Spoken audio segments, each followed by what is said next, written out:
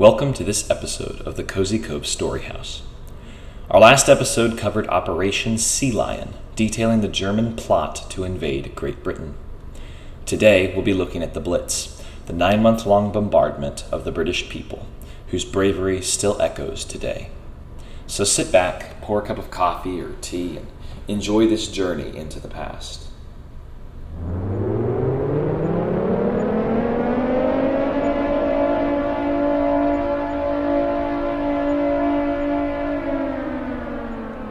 September 7th, 1940 became known as Black Saturday. Perhaps it was because it marked the beginning of an incredibly dark period of British history, during which so many lives were shattered. Perhaps it was because of the 43,000 civilians that would be dead by the end of the Blitz, not to mention nearly 140,000 wounded. Or maybe it was because of the roughly 1,000-strong German aircraft that buzzed towards London that afternoon, darkening the sky with their shadows. Their target was London's East End, an industrial area filled with warehouses and homes. At 4:57 p.m., the devastating German raid began to wreak its havoc, which would see over 2,000 casualties by the end of that night alone. It marked the beginning of a nightmare for British citizens inside London, as their city would continue to be bombed for 57 consecutive nights. British officials ordered the evacuation of children from the city, and within 2 months from Black Saturday, nearly 1.4 million had been sent to Scotland, Wales, and the English countryside. After the parents said goodbye to their children, they had to return to face the daily horrors, which came like clockwork in the Nazis' brutal attempt to beat the stout island into submission. The month of September dragged on, and the Luftwaffe widened their bombing circuit to include cities such as Coventry, Manchester, and Liverpool. However, on September 15th, a particularly massive air raid was ordered by Hitler. Instead of meeting success, however, they were met by the stiff resistance of heroic RAF pilots.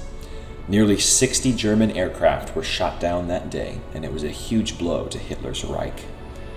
The gallantry displayed by the men of the Royal Air Force could not be done justice simply in words.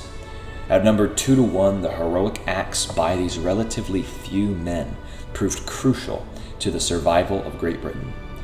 Their presence in the sky fueled the hearts of those on the ground, frustrating Hitler's forces as the morale of this little nation seemed impossible to destroy. The bombs kept falling, the aircraft still darkened the sky, but to the surprise of everyone, even themselves, the British people went about their daily life, fighting Nazi Germany by continuing to live their life as well as they could. By the end of October, over 13,000 civilians had perished, and thousands of homes had been destroyed, in the incalculable effort by the Luftwaffe to take down the defiant nation. But after the first and arguably worst months of the Blitz, the exhausted Nazi forces had failed their mission. Despite the death and destruction about them, Churchill and his people refused to even consider any peace talks that Hitler proposed.